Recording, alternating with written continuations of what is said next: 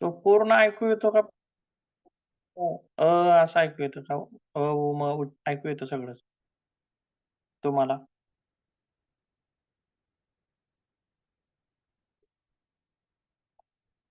सांगा कोणतं? पूर्ण ऐकू येतं का असं? मी एका व्हिडिओमध्ये बघितलं रेकॉर्डेड व्हिडिओमध्ये. त्याच्यामध्ये फक्त असं म्हटलेलंच ऐकू येत होतं. म्हणजे पूर्ण ऐकू येतं का नाही ते मला नाही मला सर्वांना? पण येतो अ, आवाज. पूर्ण येतो ना? हां, उ, म असं? हां. ठीक आहे. बरं ठीक आहे. बघा गेल्या वेळेस कुठपर्यंत आलोय?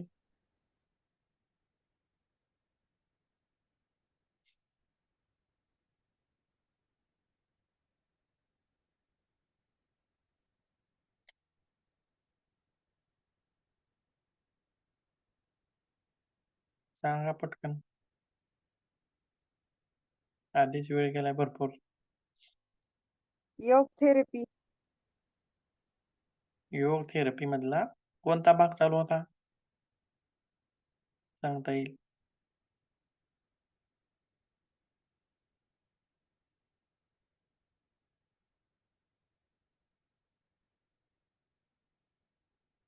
आपला मॉड्यूल आहे योगा थेरपी. त्याच्यातला कुठला भाग?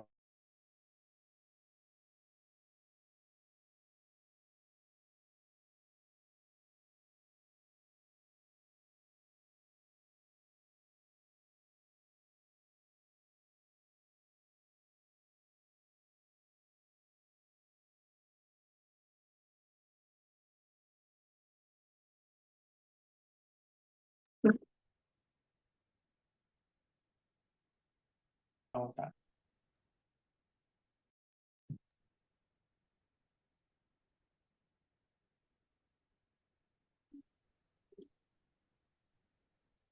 स्ट्रेन, स्प्रेन आणि मिनी टिअर त्याच्यावर सूक्ष्म व्यायामामुळे होणारे फायदे ते आपण घेतले होते.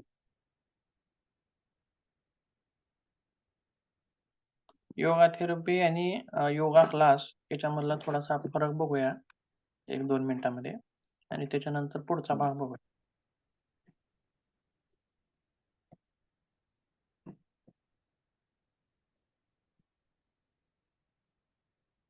त्याच्यामध्ये आपण पाहू शकतो बघा.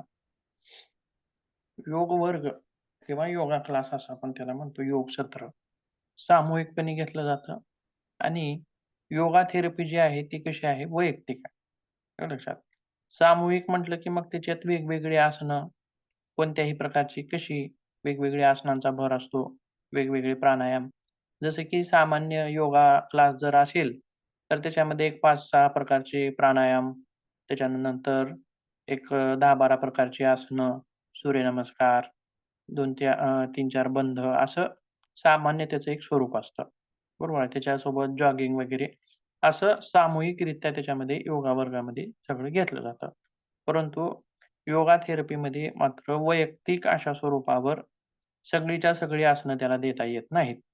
सगळीचे सगळे प्राणायाम त्याला देता येत नाहीत किंवा सगळे बंध त्याला देता येत नाहीत.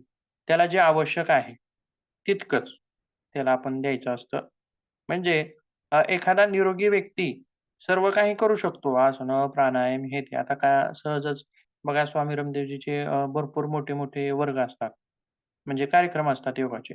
त्याच्यामध्ये हार्टचे पण पेशंट असतात, डायबिटीजचे पण असतात, वजन कमी करण्यासाठीचे असतात किंवा बॅक पेनचे असतात. असे वेगवेगळे स्वरूपाचे कितीतरी वेगवेगळे आजार असणारे पेशंट त्याच्यामध्ये असतात.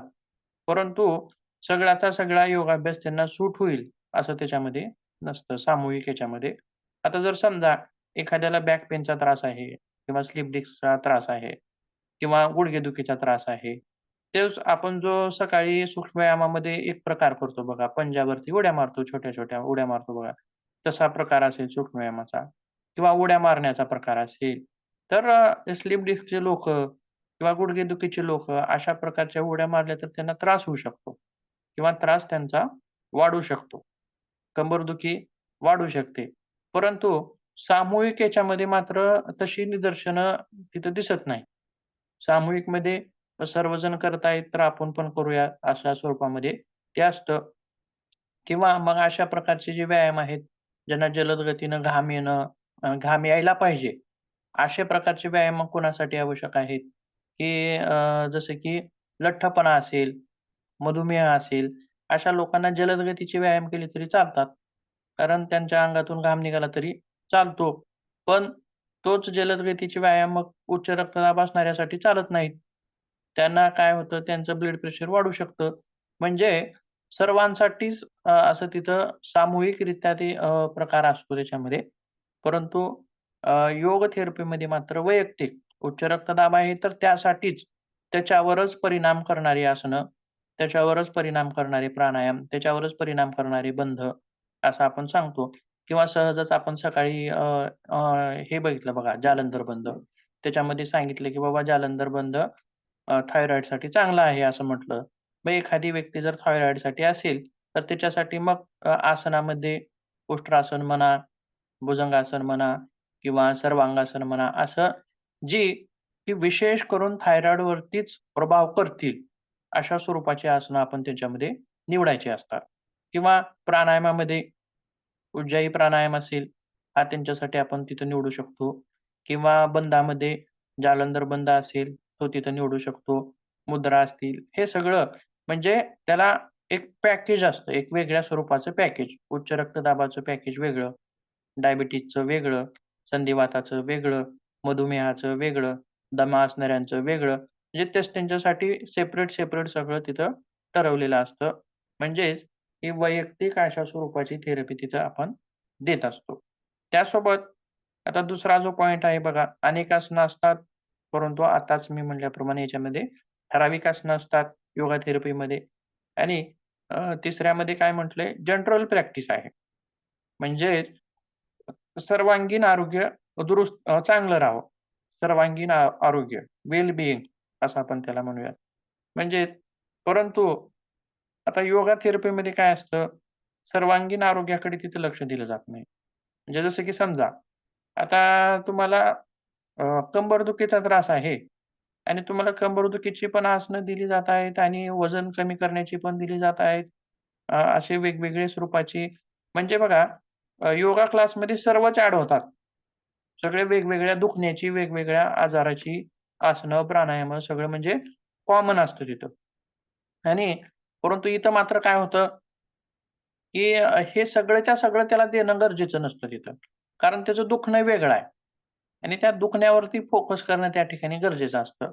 सर्वच्या सर्व शरीर आता समजा तुम्ही कंबरदुखीसाठी म्हणून गेलाय आणि एखाद्या डॉक्टरनं तुम्हाला औषध दिलंय आणि तुमचं वजन कमी होत आहे. तर ते तुमच्यासाठी योग्य आहे का? वजन कमी होणं चांगलं आहे. वजन कमी होणं चांगलं आहे, ठीक आहे. पण तुमचा त्रास काय आहे? मुख्य मुख्य त्रास काय आहे? कंबरदुखी आहे. ती कमी होत नाही, पण दुसराच काहीतरी वेगळाच फायदा होतोय. असं त्याच्यामध्ये दिसून येतं. बरोबर आहे. म्हणजेच आता याच्यामध्ये काय योगा थेरपीमध्ये क्लायंटच्या उद्देशानुसार आपल्याला तिथं वेगवेगळे आसनं आणि त्याच्या उद्देश तिथं काय असणार आहे मग क्लायंटचा, की त्याचा मुख्य जो रोग आहे, जो विकार आहे, तो कमी करणं हा तिथला उद्देश असणार आहे. जनरल प्रॅक्टिसमध्ये म्हणजे सर्वांगीण आरोग्य असा तिचा उद्देश असणार आहे. आणि योगा क्लास जो आहे, त्याच्यामध्ये शिकवणारा योगा टीचर असू शकतो किंवा योगा क्लास योगा टीचर पण घेऊ शकतो आणि योगा थेरपिस्ट पण घेऊ शकतो बघा. दोघं पण घेऊ शकतात. पण योगा थेरपीमध्ये काय आहे, आता हा पण सगळा योगाचाच भाग आहे. पण नेमकं शरीरशास्त्र त्याला माहीत असणं गरजेचं आहे. काय केल्यास काय होतं? जसं की आपण सगळं पाहिलं बघा एका थायरॉइडमुळं किती विकार होऊ शकतात. हे सगळं पाहिलं. हे त्याला माहीत असणं गरजेचं असतं. म्हणजे कोणतं आसन दिल्यानंतर किंवा कोणता प्राणायाम दिल्यानंतर त्याच्या शारीरिक ज्या चेंजेस आहेत, ते चेंजेस त्याच्या लक्षात येणं गरजेचं असतं. म्हणून मग इथं जो आहे, इथं योगा टीचर योगा थेरपी करू शकत नाही. करू शकतो कधी? जर त्याला शारीरिक रचनेची माहिती असेल तर. आणि योगा थेरपिस्ट मात्र इथं योगा थेरपी तो देऊ शकतो. अशा स्वरूपामध्ये योग क्लास किंवा योगा थेरपीमधील दोन्हीमधील फरक आपल्याला इथं सांगता येतो. असा सुद्धा प्रश्न तुम्हाला येऊ शकतो, की फरक स्पष्ट करा. योग वर्ग आणि योग थेरपी. याच्यामध्ये तुम्हाला आणखीन माहीत असलेल्या ॲडिशनल काही गोष्टी सुद्धा तुम्ही त्याच्यात ॲड करू शकता. तर त्याच्यानंतर पुढे बघूया आपण पुढचा मुद्दा.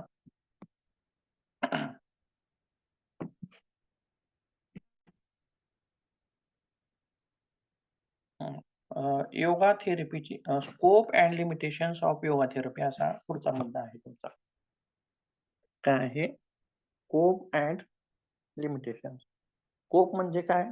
व्याप्ती. योगा थेरपीची व्याप्ती. आणि लिमिटेशन्स म्हणजे काय? योगा थेरपीची मर्यादा.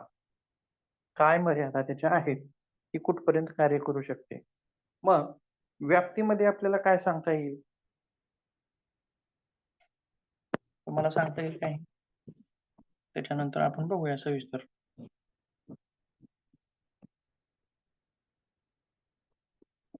म्हणजे काय वाटतं तुम्हाला? व्याप्ती म्हणजे काय? कशाबद्दल सांगायचं असेल याच्यामध्ये? काय पॉइंट की असेल? कुठल्या कुठल्या क्षेत्रामध्ये योगा थेरपीचा वापर केला जाऊ शकतो? बरं, ठीक आहे. आणखीन काही? किंवा आपल्या शरीरातल्या कुठल्या कुठल्या अवयवांवरती केला जाऊ शकतो? बरं, म्हणजे तिचा विस्तार किती आहे? वाप असं विस्तार तिचा किती आहे असं सांगता येतं. आपण बघा बाहेर हे ॲलोपॅथीमध्ये पण एक बघतो. अ, कानाचा डॉक्टर वेगळा, नाकाचा वेगळा, डोळ्याचा वेगळा, हृदयाचा वेगळा. आलं का लक्षात? त्याच्यामध्ये सुद्धा त्या डॉक्टर्सना काही मर्यादा आहे. आलं का लक्षात? एम-डी असेल तर मग तो कानामध्ये असेल किंवा नाकामध्ये असेल किंवा डोळ्यामध्ये असेल किंवा हृदयामध्ये असेल, कॅन्सरमध्ये असेल. म्हणजे व्याप्ती कशी आहे बघा त्याची. म्हणजे सर्वच्या सर्व एकच डॉक्टर पाहू शकत नाही. आलं का लक्षात? म्हणजे त्याचा विस्तार किती आहे? असं आपल्याला त्याला सांगता येतं. मग योगाचा विस्तार किती आहे? आरोग्याच्या बाबतीत योगाचा विस्तार किती आहे असं सांगता येईल. तर त्याचा सर्वांगीण विस्तार आहे. कसा आहे? सर्वांगीण विस्तार. आता शरीर जे आहे आपलं, ते कशानं बनलेलं आहे हो? सांगता येईल? पंचमहाभूताने. पंचमहाभूतांनी बनलेलं आहे. बरं, ठीक आहे. आणखीन काय सांगता येईल? सांगा कोणाला काय सांगता येईल? पंचमहाभूतांनी बनलेलं सप्तधातूंनी आहे. बनलंय. बरोबर, छान. सप्तधातूंनी बनलेलं आहे. आणखी आता अस्थि, मेद, त्वचा हे घटक ते शरीराचे. रस, मांस, मेद, सगळंच्या सगळं शुक्र. सप्तधातूमध्ये आलं. एका हा शब्दात आलं. सप्तधातूमध्ये आलं. सप्तधातू सगळे आले. हां. आणखीन त्याच्याही पुढे जाऊन आता आपलं योग असेल किंवा आयुर्वेद असेल किंवा आपलं भारतीय तत्वज्ञान किंवा शास्त्र जे आहे, ते फक्त स्थूल शरीरापुरतं नाही. स्थूल शरीर हम्म. म्हणजे आपल्या डोळ्यांना जे दिसतंय, हे हाडामासाचं जे शरीर दिसतंय, फक्त एवढ्यापुरता तिथं विचार आपलं शास्त्र करत नाही. आता ॲलोपॅथी असेल, तर ती काय करते, हे सर्व काही शरीरामध्ये जे दिसतंय, त्याच्यावरच तिचं ती म्हणणं मांडते. पण मन दिसतं का हो? मन दिसतं, बुद्धी नाही. दिसते, अहंकार दिसतो, चित्त दिसतं. दिसतं का? या गोष्टी दिसत नाहीत. परंतु ह्या आपण सायन्सनं मान्य केलेल्या आहेत. त्या न दिसणाऱ्या गोष्टी आहेत. त्याच्यावरती पण सायन्सनं त्याचं तत्वज्ञान मांडलेलं आहे. त्याच्यावरती आहे. पण त्याच्याही पुढे जाऊन आणखीन काय आहेत न दिसणाऱ्या गोष्टी आहेत, ज्या आपल्या योगानं मांडलेल्या आहेत? सांगा बरं? श्वसन संस्था, पचन संस्था. हां. नाही. अन्नमय कोश, मोक्षापर्यंत. प्राणमय हा कोश, मनोमय कोश, पंचप्राण, विज्ञानमय कोश, आनंदमय कोश, आनंदमय कोश. पंचप्राण, पंचप्राण. आलं लक्षात? हम्म. तर विज्ञान काय म्हणतं, फक्त एक फुफ्फुस आहे आणि त्याच्यात जाणारा येणारा श्वास याच्यापुरतं ते सांगतं. त्याच्या पुढे सांगत नाही. परंतु आपला हम्म. आयुर्वेद असेल किंवा योग असेल, त्याच्या पुढेही जाऊन सांगतं. काय म्हणतं?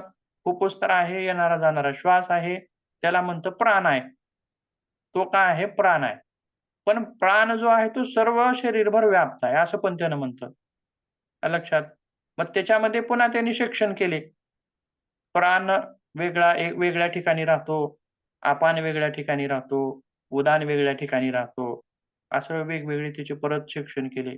असं ॲलोपॅथीमध्ये त्याचे कार्य वेगळे सांगितले. त्यांची वेगवेगळी कार्यरचना अशी सांगितली. बरोबर आहे. मग तसं नाड्या पण म्हणू शकतो ना. नाड्या पण दिसत हो नाहीत. सुषुम्ना नाडी. आहेत. सूक्ष्म नाड्या. बरोबर आहे. इडा, पिंगला, सुषुम्ना किंवा आणखीन ज्या 14 नाड्या आहेत, कुहू, गांधारी, शंकिनी अशा वेगवेगळ्या ज्या आहेत त्या असतील, तर एकूण अशा किती सांगितलेल्या आहेत? 72,000 सांगितलेले आहेत. 72,000. 72. 72,000 नाड्या असं म्हटलं, की आपला लक्ष कुठं जातं? ह्या नस नाड्या नाही बरं का त्या. ह्या आपल्याला जे हा. दिसतात, हा. ह्या नस त्या नाड्या नाहीत. माझ्याकडे एक इमेज आहे बघा, थांबा 1 मिनिट. लवकर सापडली तर दाखवतो. कारण खूप काही 1 मिनिट हां. त्याच्यानुसार तुम्हाला नाड्यांची रचना किंवा ती दिसेल, लक्षात येईल. म्हणजे योगशास्त्रामध्ये तसं वर्णन त्याच्यामध्ये आहे. एकच मिनिट हां.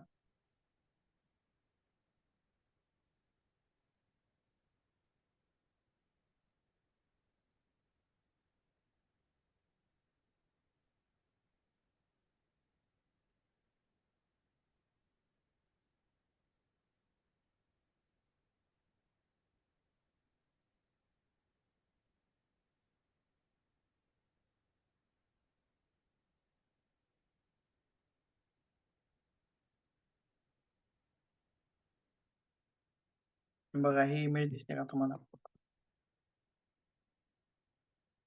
इमेज दिसते का ही? दिसत आहे का? हो दिसत. बोला. हो हां, दिसते. बघा. दिसते सर, दिसते. हां.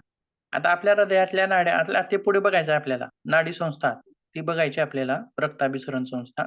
त्याच्यामध्ये त्याच्यातल्या नसनाड्या म्हणजे शिरा आणि धमन्या असं 2 भाग आहेत त्याचे. आणि याच्यातल्या नाड्या त्याच्यामध्ये काही साम्य नाही. कारण ह्या ज्या आहेत त्या रक्ताचं वहन किंवा याचं वहन करत नाही त्या. तर नाड्यांचं सुद्धा कसं सांगितलेलं आहे बघा वर्णन. नाड्या म्हणजे नलिका. नलिका म्हणजे आतून पोकळ असणारी एखादी वस्तू, जसं की आपली नळी, पाईप, ट्यूब असते पाईप. तिला म्हटले, बरोबर आहे. मग ह्या नलिका, आता ह्या सुद्धा नलिकाच आहेत. पण आता बघा आपल्या शिरा, धमन्या या ज्या कशाचं वहन करतात ह्या सुद्धा नलिकाच आहेत. कशाचं वहन करतात या? रक्ताचं हा. रक्ताचं वहन करतात. धमन्या काय करतात? शुद्ध रक्त नेतात आणि शिरा काय करतात? अशुद्ध अशुद्ध. रक्त वाहून आणतात. तसंच आणखीन बऱ्याच नलिका आपल्या शरीरात आहेत. जसं की अन्न नलिका आहे. बरोबर आहे. अन्न नलिका कशाचं वहन करते? अन्नाचं, अन्नाचं.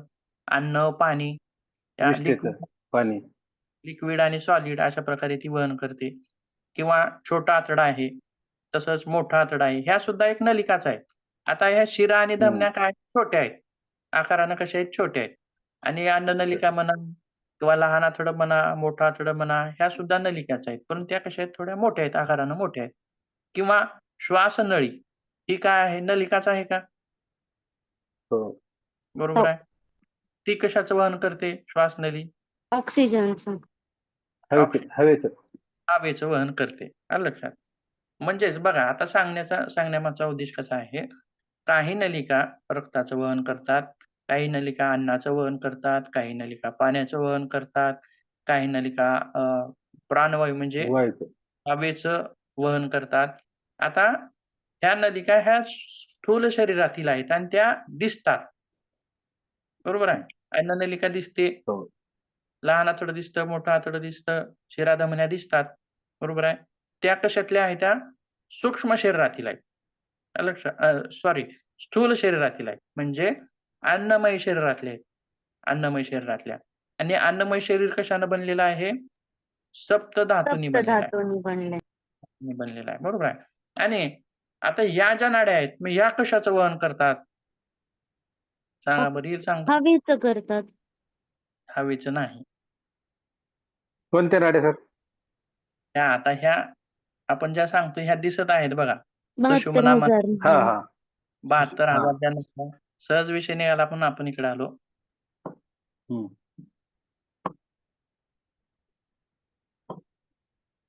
शंकिनी, कुहू बरीच वेगवेगळी नाव आहेत. हा सविस्तर भाग आहे तुम्हाला हो. पुढच्या पुढच्या. सेमीस्टर हो आहे. सविस्तर आहे. बरं ठीक आहे. बघा आता ह्या ज्या नाड्या आहेत, या सूक्ष्म शरीरातल्या आहेत. स्थूल शरीरातल्या नाहीत. आणि स्थूल शरीर डोळ्यांना दिसतं. बरोबर आहे. आणि सूक्ष्म शरीर डोळ्यांना दिसत नाही. अन्नमय शरीर दिसतं, प्राणमय शरीर दिसत नाही. आलं का लक्षात? अन्नमय शरीराच्या नंतरची जी सूक्ष्म शरीर आहेत, ती डोळ्यांना दिसत नाही, न दिसणारी आहे. फक्त एक अन्नमय शरीरच तेवढं दिसतं. आपण सहजच बघा कधी-कधी असं ऐकतो, की मत्स्येंद्रनाथ असतील किंवा हे जे मोठे-मोठे योगी होते, ते काय करायचे मग बघा, की त्यांच्या शरीर ते तिथं तिथंच असायचं आणि त्यांच्या शरीरातून ते बाहेर निघायचे आणि दुसऱ्याच्या शरीरामध्ये ते प्रवेश करायचे. असं ऐकलंय का कधी? सिरियल मध्ये बघितलंय देवांच्या वगैरे. देवांच्या नाही, पण सीरियलमध्ये पूर्वीचे लोक सांगायचे, ग्रंथामध्ये म्हणा. पूर्वीचे सिनियर पूर्वी महाभारत रामायण लागायचं ना दूरदर्शन वरती, त्याच्यात दाखवायचे ना शरीर सोडून गेलेलं. हां. याचं स्वतःचं शरीर सोडून तो दुसऱ्याच्या शरीरामध्ये जातोय. मग दुसऱ्याच्या शरीरामध्ये गेला तो, की ह्याचं शरीर राखतात. म्हणजे किड्या-मुंग्या खाऊ नये, त्याला कोणी मारू नये किंवा त्याला हे काही करू नये. कारण त्याला परत त्याच्या शरीरामध्ये यायचं असतं. म्हणजे बघा अ, ही उच्च कोटीची साधना आहे. उच्च कोटीची तपश्चर्या, साधना, योग साधना आहे. त्या साधनेतून ते साध्य होतं, असं आपल्याला तिथे म्हणता येतं. म्हणजे आता मत्स्येंद्रनाथ असतील, यांच्या सुद्धा त्यांच्या ज्या नवनाथाची जी कथा आहे, त्याच्यामध्ये सुद्धा असे बरेच गोष्टी तिथं पाहायला येतात. म्हणजे काय, तर ते स्थूल शरीर जे आहे, ते तिथंच ठेवले आणि सूक्ष्म शरीरातून ते बाहेर पडले. बघा, लक्षात येते का? सूक्ष्म शरीरातून बाहेर पडले किंवा आपण सहजच म्हणतो बघा, आता तुम्ही देवाला मानता का?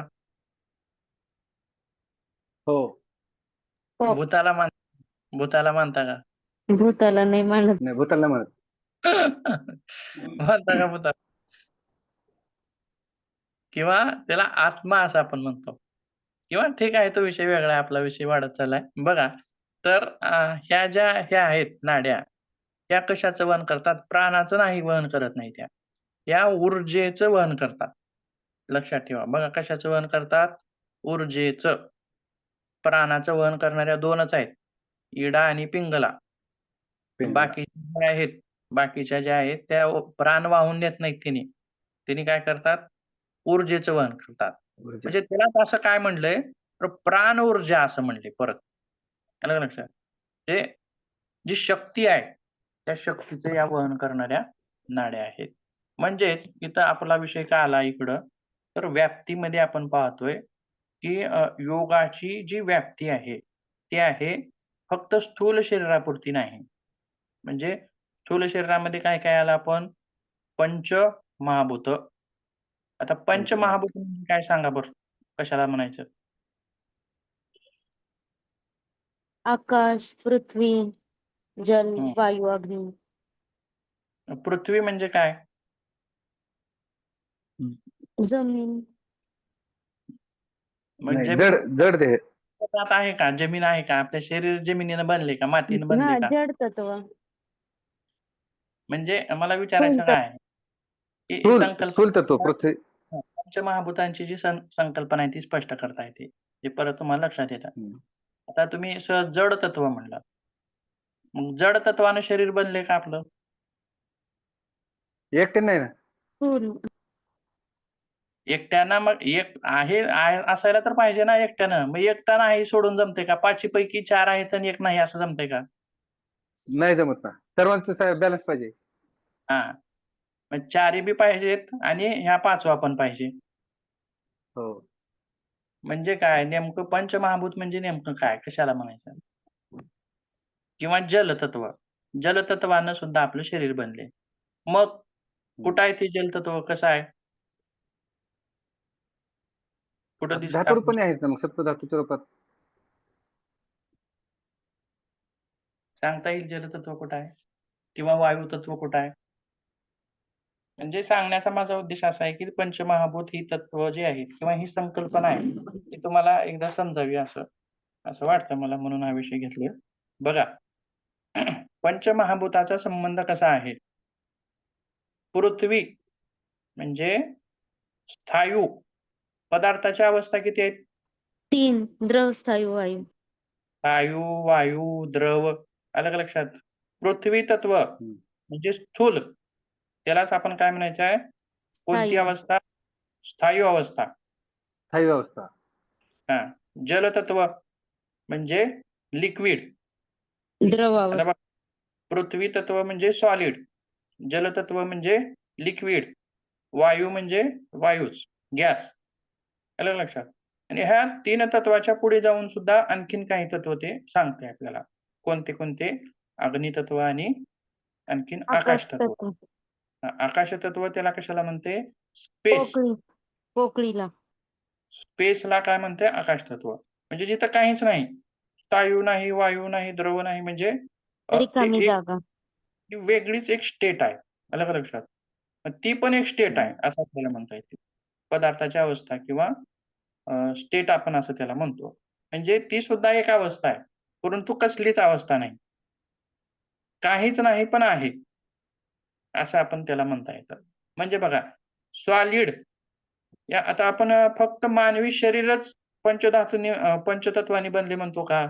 मानवी शरीर पण बनलंय नाही. आणि पूर्ण सृष्टी किंवा पूर्ण चराचर सगळ्यामध्ये पंचतत्व आहे. पंचतत्व.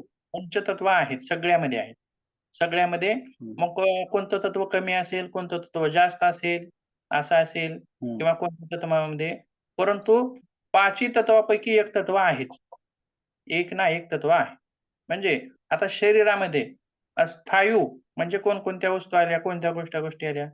आता मांस जे आहे ते स्थायूच आहे. मांस, अस्थी. बरोबर आहे. अस्थी. हाडं कशी आहेत? स्थायूच आहेत. का द्रव आहेत हाडं? बरोबर आहे? नाही. मग त्वचा. जलतत्व. जलतत्व म्हणजे आता आपल्यामध्ये शरीरामध्ये जल आहे का? जलीय अंश आहे का? आहे. आहे ना. डोळ्यामध्ये येणारं पाणी असेल किंवा तोंडामध्ये ती निर्माण होणारी लाळ असेल किंवा घाम. धमन्यामध्ये वाहिलं जाणारं रक्त असेल. रक्त असेल. रक्त. जे आता बघा त्याला जलतत्व म्हणजे नुसतं पाणी असं समजायचं नाही. आलं का लक्षात? जे द्रव रूपात आहे ते सगळं. जलतत्व म्हणजे लिक्विड असं समजायचं. मग ते कोणतंही असो. आता बाहेरच्या ह्याच्यामधलं बघा लिक्विड काय आहे? पेट्रोल आहे, डिझेल आहे, पाणी आहे, काय आणखीन सांगता येईल त्याच्यामध्ये? म्हणजे जे काही ऑइल आहे. हां. म्हणजे त्याचा सहसंबंध असा ऍसिड. जल म्हणजे फक्त पाणीच असा संबंध लावायचा नाही. जितके तरल पदार्थ आहेत, लिक्विड द्रव स्वरूपात. लिक्विड असं त्याला म्हणायचं. मग त्याच्यासोबत आणखीन पुढे काय आहे? गॅस. म्हणजे आपल्या शरीरामध्ये आहे का? गॅस आहे का? आहे ना. आहे ना वायू. गॅस आहे म्हणून तर वायू आपण आहे. जेवतो. बरोबर आहे. गॅस आहे म्हणून हो. आपण जेवतो. प्राणवायू आपण जो घेतो, श्वास घेतो, श्वास सोडतो, हा गॅसच आहे. आपण वायू सोडतो, तो पण गॅसच आहे. ढेकर देतो, तो पण गॅसच आहे. म्हणजे या शरीराला गॅस या तत्वानं सुद्धा धारण केलंय. जर समजा या शरीरातला गॅस तत्व बाहेर काढलं तर? जिवंत राहील का ते? नाही ना. नाही. किंवा या शरीरातलं जलीय तत्व बाहेर काढलं तर? जिवंत राहील का? कोणतंही एक तत्व कमी झालं तर मृत्यू होणार. म्हणजेच तसंच. आणि आकाश तत्व सुद्धा आहे. म्हणजे पोकळ्या आहेत. शरीरामध्ये पोकळ्या आहेत. आता जठर रिकामं झालं की ती पोकळीच आहे. बरोबर आहे? हो. किंवा हृदय आहे, हृदयामध्ये सुद्धा पोकळी आहे. जे स्पेस आपल्या शरीरामध्ये फुफ्फुसामध्ये सुद्धा आहे. स्पेस आहे. रिकामी जागा आपल्या शरीरात सुद्धा आहे. बरोबर आहे. म्हणजे हे जे पंचमहाभूत आहेत, अग्नी, वायू, जल, आकाश हे जे सगळं आहे पृथ्वी, ह्या सर्वांनी मिळून बनलेलं आपलं शरीर आहे. आता लक्षात आलं का तुम्हाला हे तत्व म्हणजे कशाला म्हणायचं नेमकं? हो. आता आपण पृथ्वी तत्व म्हणलो की आपण डोळ्यापुढं काय येतं आपल्या पृथ्वी येते. गोल फिरणारी पृथ्वी येते. किंवा जमीन, माती असं आपण त्याला सहज म्हणू शकतो. परंतु जे काही आता सॉलिड म्हणलं की तुमच्या लक्षात येतं बघा. जे काही ठोस आहे, घट्ट आहे, ते सगळं आलं त्याच्यामध्ये. दगड आलं, माती आलं, लाकूड आलं, काच आली, हे झालं सगळं जे स्थायू आहे, ते त्याच्यामध्ये पृथ्वी तत्वामध्ये आलं. मग विश्वामध्ये आता कोणताही पदार्थ घ्या. या 5-7 तत्वांना सोडून आहे का हो कुठला तत्व? पदार्थ आहे का? नाही. म्हणजे म्हणून म्हणलेलं आहे, की आता आपलं विज्ञानानं काय सांगितलं, की अवस्था सांगितल्या पदार्थाच्या. स्थायू, वायू, द्रव असं म्हटलं. म्हणजे हे स्थायू, वायू, द्रव हे आपल्या ऋषीमुनींनी अगोदरच सांगितलेलं आहे. परंतु त्यांची नावं वेगळी आहेत. त्यांनी काय म्हटलं, पृथ्वी तत्व म्हणलं, त्यांनी काय म्हणलं जल तत्व म्हणलं, त्यांनी काय म्हणलं गॅस तत्व म्हणलं आणि विज्ञानानं 3च अवस्था सांगितल्या. पण त्याच्या पुढेही जाऊन आणखीन 2 अवस्था आपल्या ऋषीमुनींनी सांगितल्या. कोणकोणत्या? आकाश, जे काहीच नाही ते आकाश सुद्धा आणि अग्नी. जे काहीच नाही ते सुद्धा एक स्टेट आहे आणि अग्नी अग्नी कशाला म्हणायचं मग? जठरामध्ये आहे ना जठराग्नी. बरं, डायजेस्ट जठरामध्ये करतं. हं. किंवा जिचा गुण उष्ण आहे. आता आपण सहजच अद्रक जे असतं आलं, त्याच्यामध्ये सुद्धा अग्नी आहे असं आपण म्हणतो किंवा मिरी त्याच्यामध्ये सुद्धा अग्नी आहे. मिरची. म्हणजे काय आहे, उष्णता देण्याचा एक गुण आहे त्याच्यात. उष्ण असा एक गुण आहे. आलं का लक्षात? म्हणजे त्या गुणानुसार पण आपण ते ठरवू शकतो. ठीक आहे, हा विषय वेगळा आहे. तर आपलं शरीर जे आहे, त्या पंचतत्वांनी बनलेलं आहे. पहिली गोष्ट आणि हे पंचतत्व आपण त्याचा सहसंबंध लावला, स्थायूचा संबंध लावला हाडाशी, जलाचा संबंध लावला, जलीय जे काय आहे ते त्याच्याशी लावला. बरोबर आहे? गॅस रसरक्तशी. प्राणवायूशी लावला. मग या 5 तत्वावर योगाचा परिणाम आहे का हो? हो आहे ना. हाडा आहे हाडां आहे आहे. हाडांवर योगाचा परिणाम आहे का? किंवा रस आहे आहे तर. आहे रक्त स्नायूंवर आहे, रक्तावरती आहे, रक्ताभिसरणावरती आहे, मांसावरती आहे, त्वचेवरती आहे. त्वचा कशाचं त्वचा कोणतं तत्व आहे सांगा बरं आता? स्थायू तत्व, पृथ्वी हां, तत्व, तत्व आहे. पृथ्वी. केस कोणते तत्व आहे? पृथ्वी पृथ्वी तत्व आहे. तत्व. पृथ्वीच. म्हणजे आता लक्षात आलं तुम्हाला. बरोबर आहे. हो. म्हणजे फक्त रिकाम्या जागा आपण एक-एकदा हे करतो बघा. फक्त एकच शब्द पाठ करून ठेवला, की तो बसवतो त्याच्यामध्ये. परंतु तो संकल्प एकदा ते नेमकं काय आहे ते समजलं, की आपल्याला तो धडा सगळा समजून जातो. आणि त्याच्यावर कोणताही प्रश्न विचारा तशासारखं असं काम आहे. ठीक आहे. मग अ, हाडांवरती योगांचा परिणाम आहे का? आहे. आहे रक्तावरती आहे आहे. आहे. बरोबर आहे. त्याच्यानंतर अग्नीवरती आहे. आपण बरेच वेळेस आहे. म्हणतो, वेगवेगळे आसनं पाहायला गेलं, की आता उद्या आपण उड्डाणबंदाविषयी माहिती घेणार आहोत. त्याच्यामध्ये आपण सांगणार आहोत, की जठराग्नी प्रदीप्त होते म्हणतो. बरोबर आहे. हो. म्हणजे त्याच्यावरती सुद्धा तिचा परिणाम आहे. पुन्हा आणखीन कोणतं तत्व आहे? स्पेस तत्व असेल, आणखीन आकाश, काय वायू तत्व. वायू तत्व. म्हणजे पाचीच्या पाची तत्वावर योगाचा परिणाम आहे. जे पंचभूतात्मक अशी त्याची व्याप्ती आहे. त्याच्यानंतर आता सप्तधातू याच्यामध्ये काय आलं? रस, रक्त, मांस, मेद, अस्थी, मज्जा, शुक्र असं वेगवेगळे आले. म्हणजे आता हे काय आहेत? सिस्टम आहे. काय ते सिस्टम? रस किंवा रक्त म्हणलं की ही सर्क्युलेटरी सिस्टम आहे. बघा आपल्या विज्ञानामध्ये कसं सांगितलंय, सर्क्युलेटरी सिस्टम म्हणलं त्याच्यामध्ये हृदय, धमन्या, त्याच्यामधून वाहणारं रक्त असं त्याच्यामध्ये वेगवेगळं दावलं. परंतु रक्तवह संस्था, रक्त पुन्हा मास म्हणजे काय आहे? मसल सिस्टम आहे. मेद, अस्थी म्हणजे स्केलेटल सिस्टम आहे. हं. मज्जा, आलं का लक्षात? म्हणजे ह्या वेगवेगळ्या सिस्टमचा त्याचा संदर्भ आहे. पुन्हा आणखीन काय सांगितलं आपल्या ऋषीमुनींनी? पंचतत्व, सप्त धातू, धातू, 3 मल, पंचकोश. 3 मल. पंचकोश घ्यायचं नाही आताच. नाही आताच का? घ्यायचं. हं. आताच नाही. बघा स्थूल शरीराचं आपण बघतोय. त्याच्या पुढे जाऊन काय आहे? 3 मल असं त्यांनी सांगितलंय. कोणकोणते मल? एक पुरुष म्हणजे विष्ठा, दुसरं मूत्र आणि तिसरं स्वेद. आलं लक्षात? आपण हा आयुर्वेदाच्या सिद्धांतानुसार आपण बघतोय, पुढे जातोय. बघा 3 मल. आणखीन राहिलं त्याच्यामध्ये. आता शरीर आपण समजा हे आहोत एक निर्माणकर्ते आणि आपण शरीर बनवतोय आपण सध्या. तर त्याच्यामध्ये बघा 5 तत्व घातली, सप्तधातू घातले, रस घातलं, रक्त, मांस वगैरे सगळं घातलं. पुन्हा मल.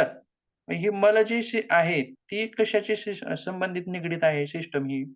तर ही आहे उत्सर्जन. उत्सर्जन संस्था. उत्सर्जन संस्था. Respiratory system. त्या सायन्सनं म्हणलं उत्सर्जन संस्था. त्यांनी म्हणली 3 मल म्हटले. बरं ठीक आहे. त्याच्या पुढे जाऊन आणखीन 3 गोष्टी त्याच्यामध्ये राहिल्या शरीरामध्ये घालायच्या. कोणत्या राहिल्या? तर 3 गुण. त्रिगुण. वात, पित्त, कफ. सत्वरजतम. वात, पित्त, कफ हे 3 गुण राहिले. आता हे सगळंच गाठलं. बरोबर आहे. आपण शरीर तयार केलं, एक सगळं गाठलं. आता वात, पित्त, कफ बी गाठलं. परंतु शरीर चालतंय का? अजून चाललंय का? नाही चालत. त्याच्यामध्ये आणखीन एक महत्त्वाचं घालायचं राहिले. ते आहे मन. आत्मा. तो आहे आत्मा. तर मन जो आहे तो न दिसणारा भाग आहे, सूक्ष्म भाग आहे, परंतु फिजिकल मेंदूचा तो हे आहे, कार्य आहे ते. मेंदूचं एक हे आहे. बरोबर आहे. म्हणजे त्या स्थूल शरीरामध्येच गेलं त्यानं. परंतु आत्मा जो आहे बघा, आता एखादा व्यक्ती मेलेला आहे. त्याच्यामध्ये सगळ्या गोष्टी आहेत. रस आहे, रक्त आहे. रक्त पण राहतच त्याच्यात, का निघून जातं बाहेर? जात नाही. रक्त राहतं, धमन्या राहतात, शिरा राहतात, हृदय राहतं, फुफ्फुस राहतं, डोळे राहतात, सगळं राहतं. पण राहत नाही काय त्याच्यात? काय निघून गेलेलं असतं त्याच्यातलं? आत्मा. आत्मा आणि प्राण. आता काही याच्यामध्ये काही शास्त्रामध्ये प्राणच आत्मा आहे असं म्हटलेलं आहे. प्राणालाच आत्म्याची संकल्पना दिलेली आहे. तो विषय गंभीर आहे, खूप मोठा आहे. ठीक आहे, बघूया पुढे. पण त्या शरीरामध्ये आता समजा मोबाईल आहे तुमच्याकडे आणि मोबाईलमध्ये काय आहे? मोबाईलला चालवणारा कोण आहे हो? बॅटरी. हां, मोबाईलला चालवणारी बॅटरी आहे. मोबाईल तुमचा लाख रुपयाचा जरी असला आणि बॅटरी काढली तर चालते का? नाही. चलत नाही. म्हणजे मोबाईलला चालवणारा, मोबाईलला ऊर्जा देणारा कोण आहे? बॅटरी आहे. बरोबर आहे. बॅटरी.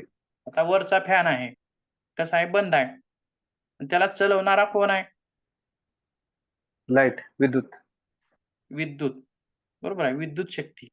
ती जर त्याच्यामध्ये प्रवेश केली तर तो चालतो. बरोबर आहे. मग तसंच हो. या स्थूल शरीराला चालवणारा कोण आहे? प्राण आहे. आत्मा. ते आत्मा. या स्थूल शरीराला चालवणारा प्राण आहे. प्राण ही काय आहे? ऊर्जा आहे.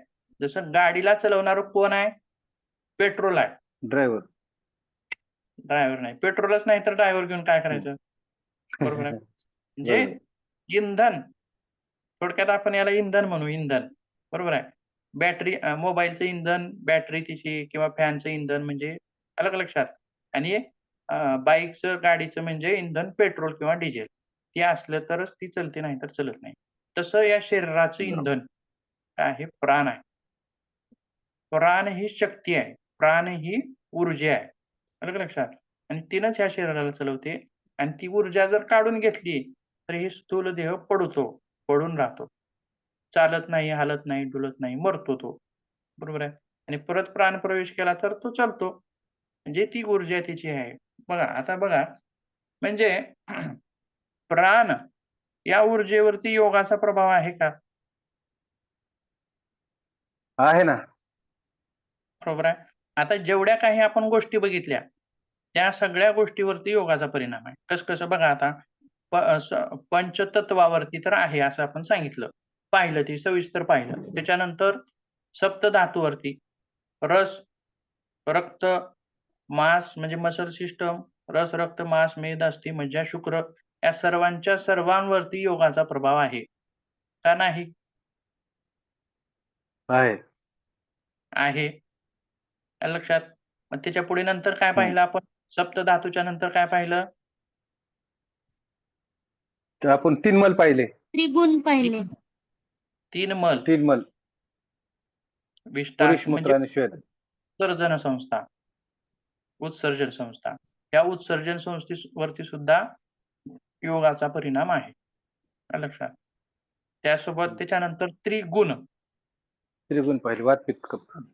वात, पित्त आणि कफ. वाताचे किती? 80 प्रकारचे रोग, पित्ताचे 20 प्रकारचे आणि कफाचे 40 प्रकारचे असे वेगवेगळे रोग आहेत.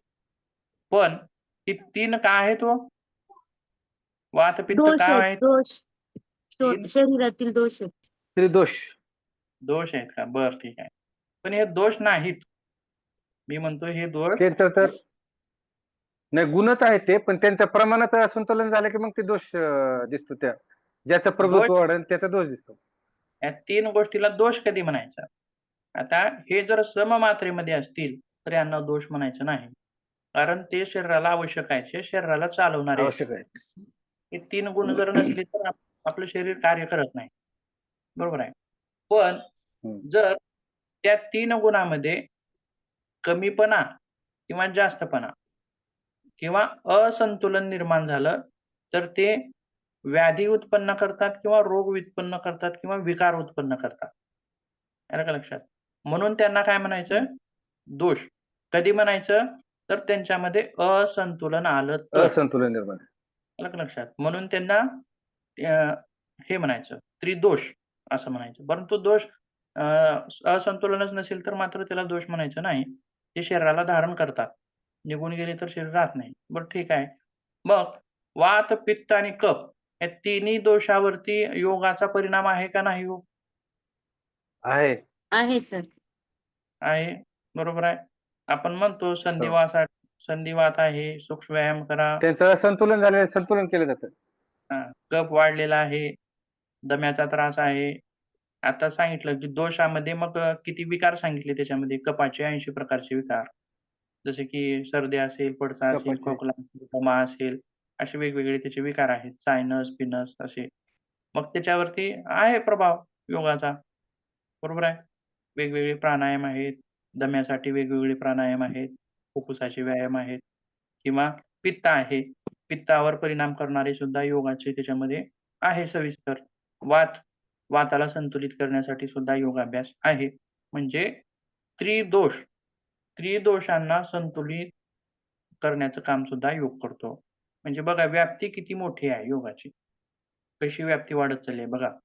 आणि त्याच्यानंतर परत पुढे गेलो आपण. पुन्हा नंतर काय पाहिलं आपण त्रिगुणाच्या नंतर?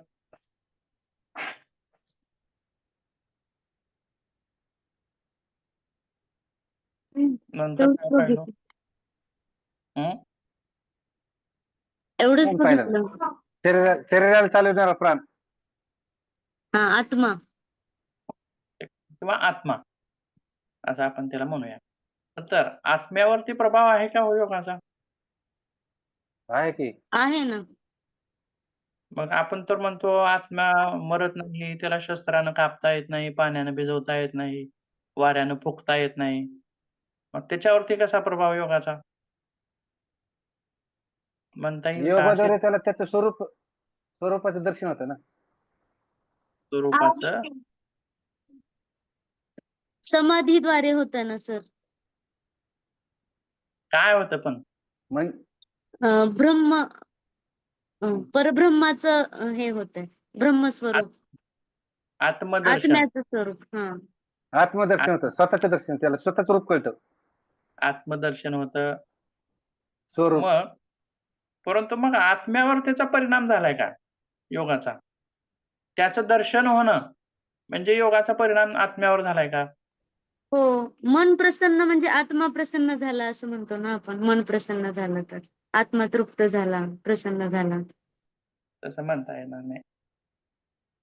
बघा, आता काय म्हणता येईल नेमकं मग कसा परिणाम होईल आत्म्यावर? आत्मा मलिन होतो का? नाही. मलिनीच असतोय ना तो. योगामुळे तो निर्मल होतो. बरं ठीक आहे. म्हणजे षटकर्म जसं आंतरिक शरीर धुवून काढतात तसा आत्मा पण धुवून निघतो योगाने, असं म्हणायचं. हो.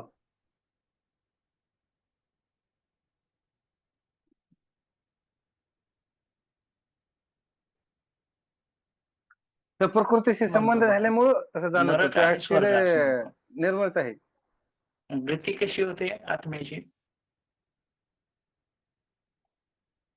आवाज नाही येत. आवाज ब्रेक झाला आता.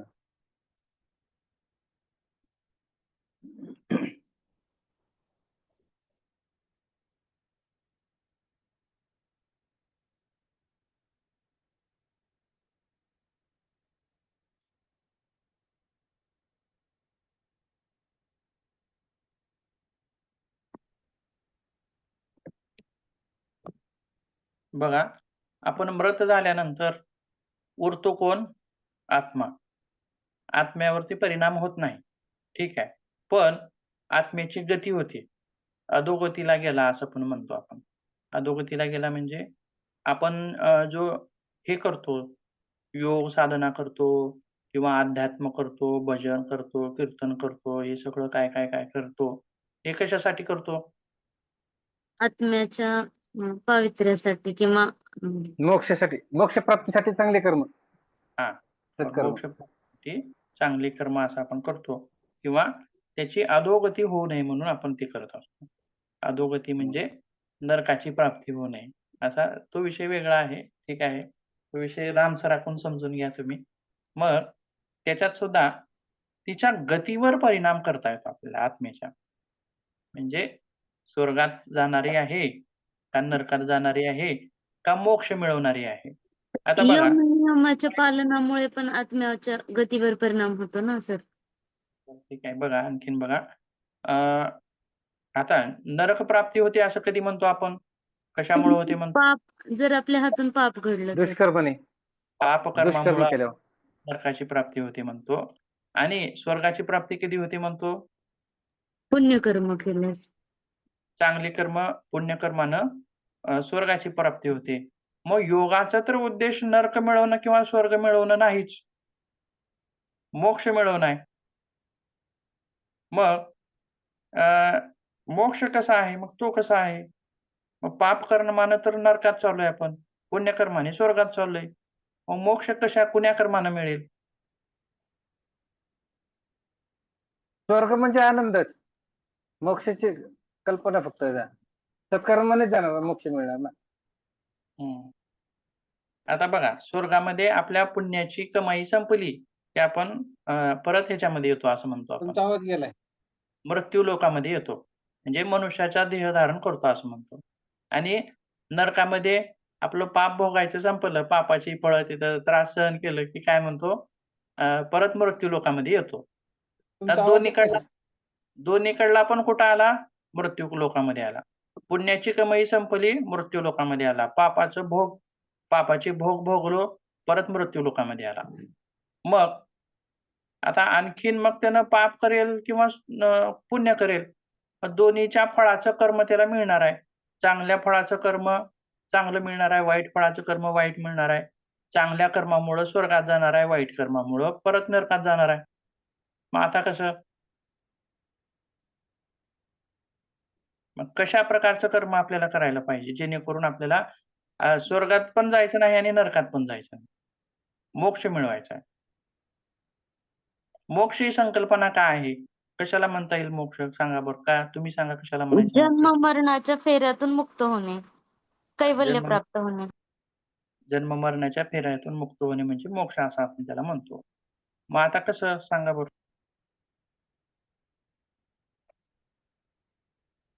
काय सांगता येईल कल्पना तुम्हाला?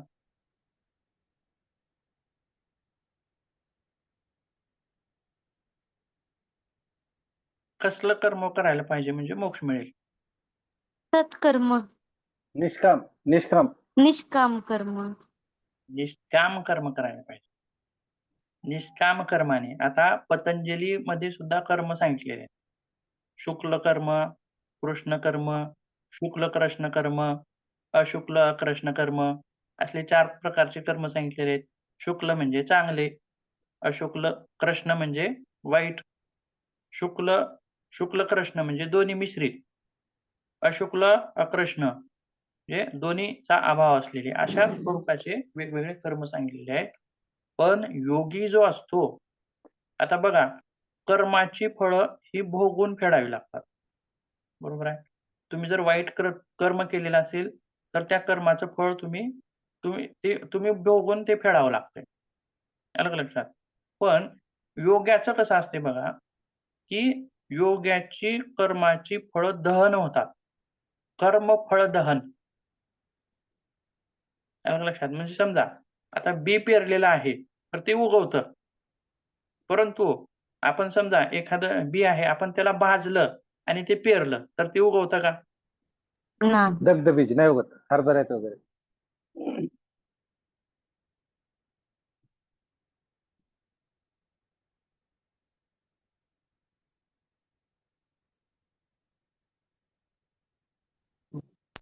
2-4 आसनं केलो, 2-4 प्राणायाम केलो आणि आपल्यामध्ये काम आहे, क्रोध आहे, लोभ आहे, मोह आहे. हे सगळं आहे. तर आपल्याला योगी म्हणता येणार नाही. पूर्ण योगी नाही आपण. फक्त योग मार्गाचे पथिक आहोत. आलं का लक्षात? पूर्ण योगी नाही. पूर्ण योगी कोणाला म्हणायचं? किंवा ज्यावेळी समाधीची प्राप्ती होते, समाधीच्या प्राप्तीनं मोक्षाची प्राप्ती होते आपण असं म्हणतो, कैवल्याची प्राप्ती होते असं म्हणतो. जसं-जसं योगी पुढे-पुढे जाईल, तसं कर्मफळं दहन होतात. त्याच्यातून तो मुक्त होतो. कर्मफळातून मुक्त होतो आणि त्याला मोक्षाची प्राप्ती होते, असं आपल्याला तिथं म्हणता येतं. मग त्याच्यानंतर त्याला स्वर्गही मिळत नाही आणि नरकही मिळत नाही आणि परत तो मृत्यू लोकामध्ये येत नाही. आलं लक्षात? म्हणजे अशा स्वरूपाचं त्याचं स्वरूप आहे. म्हणजे आपण हा भाग का बघितला? तर आत्म्यावरती त्याचा प्रभाव आहे का योगाचा हे बघायचं होतं आपल्याला. आलं का लक्षात? आणि 4 पुरुषार्थ काय आहेत? 4 पुरुषार्थ त्याच्यामध्ये सुद्धा मोक्ष जो आहे, मोक्ष आपण त्याच्या बाबतीत अगोदर पण बघितलंय. मोक्ष जो आहे तो प्रायमरी गोल आहे.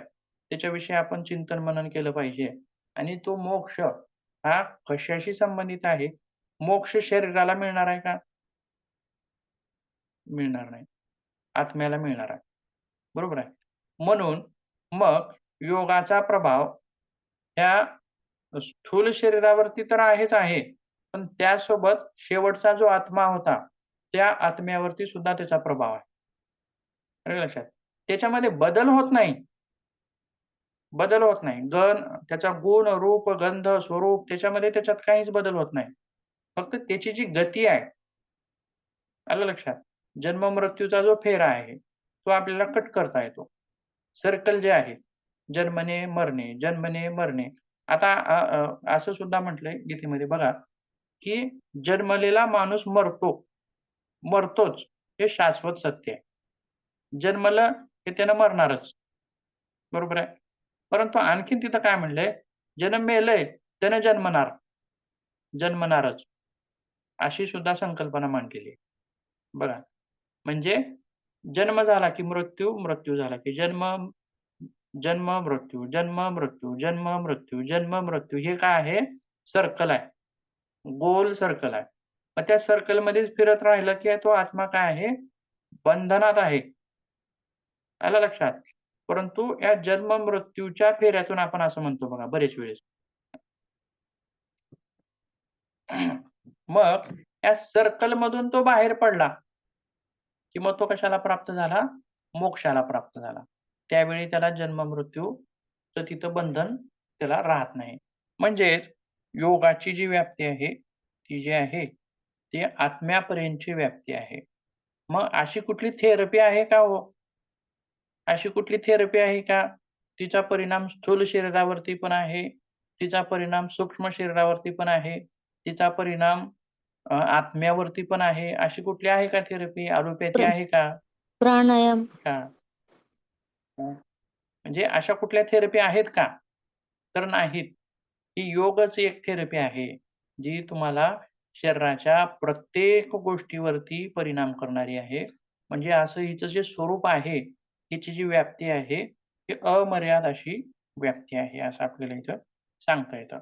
आता बाकीचा पुढचा जो भाग बघायचा होता, तो आपल्याला वेगवेगळ्या सिस्टमनुसार बघायचा आहे. ते आपण उद्याच्या तासामध्ये बघूया नवीन भाग.